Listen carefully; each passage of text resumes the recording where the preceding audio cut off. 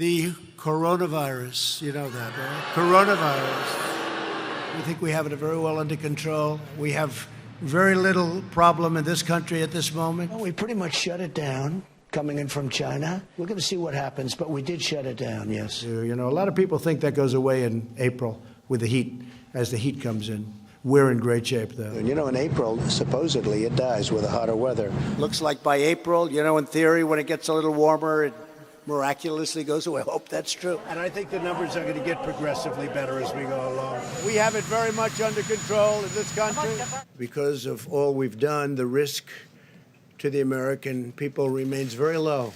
It's going to disappear. One day, it's like a miracle. It will disappear. You know, it could get worse before it gets better. It could maybe go away. We'll see what happens. Nobody really knows. Now the Democrats are politicizing the coronavirus. You know that, right? Coronavirus.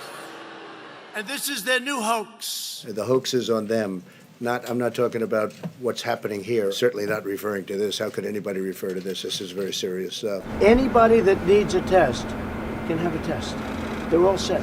Are you concerned that the virus is getting close to the White House? No, I'm not concerned at all. No, I'm not. It will go away. Just stay calm. It will go away. To keep new cases from entering our shores, we will be suspending all travel from Europe to the United States for the next 30 days. This is the most aggressive and comprehensive effort to confront a foreign virus in modern history. We're in great shape compared to other places. We are in really good shape. Yeah, no, I don't take responsibility at all. It's all over the world. It's incredible what's happened in such a short period of time. But I've always known this is a pandemic.